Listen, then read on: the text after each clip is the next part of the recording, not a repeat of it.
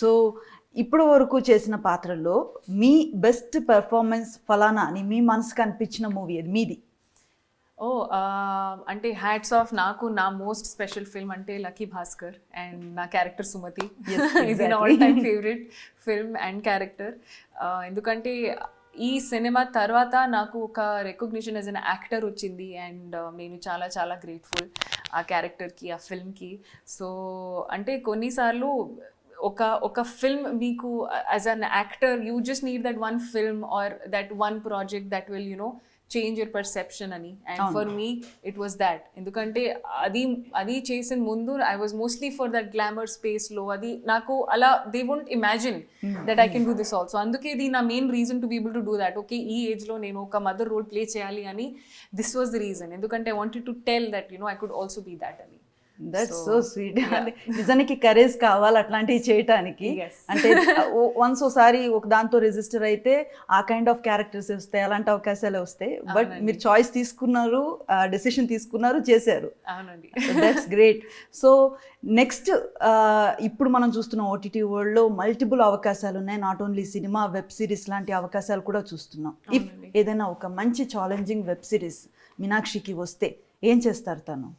Definitely అండి. నేను ఒక లాంగ్వేజ్ నాకు బ్యారియర్ లేదు. అది ఏ ప్లాట్ఫామ్లో అది ఉంటే నాకు అలా నేను ఎంత నా థాట్ ప్రాసెస్ లేదు. మంచి క్యారెక్టర్, మంచి స్టోరీ టెల్లింగ్, ఎంటర్టైన్మెంట్ చేయాలి ఆడియన్సెస్కి, ఎలా చేయాలి, ఎక్కడ చేయాలి, ఇది నాకు ఓన్లీ అది స్టోరీస్ అండ్ క్యారెక్టర్స్ నా మెయిన్ ఫోకస్.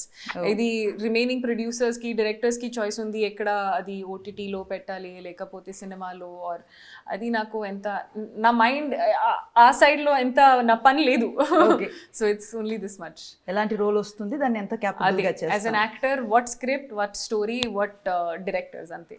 మీరు చూస్తారా ఏమైనా వెబ్ సిరీస్? అవును, నాకు చాలా ఇష్టం ఓటీటీ సిరీస్, మూవీస్ కానీ. అది మీరు బాగా మీకు నచ్చిన వెబ్ సిరీస్ ఏది? మీ ఫ్యాన్స్ కి రిఫర్ చేయాలంటే ఏం చెప్తారు? అంటే నేను ఇప్పుడు రీసెంట్గా అది చూసాను, only murders in the building, and ఇంకా ఒక white lotus, I think 3 seasons అయింది ఇప్పుడు. అండ్ నెట్ఫ్లిక్స్లో కూడా చాలా ఉన్నాయి. స్ట్రేంజర్ థింగ్స్ ఇప్పుడు ఫైనల్ సీజన్ అయింది. సో యా, సో మీరు చూడాలనుకుంటే కనుక దోస్ ఆర్ ద రిఫరెన్సెస్, మీరు కూడా ఫాలో చేయొచ్చు. సో 2025లో చాలా సినిమాలు వచ్చాయి కదా, వాటిలో which is your best movie అంటే ఏం చెప్తారు?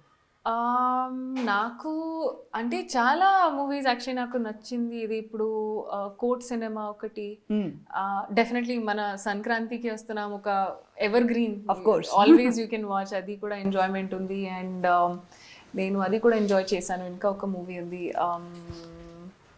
కోర్ట్ ఒకటి, కాంతారా కూడా రిలీజ్ అయింది. నాకు ధురంధర్ కూడా చాలా నచ్చింది. అది సినిమా. So multiple options.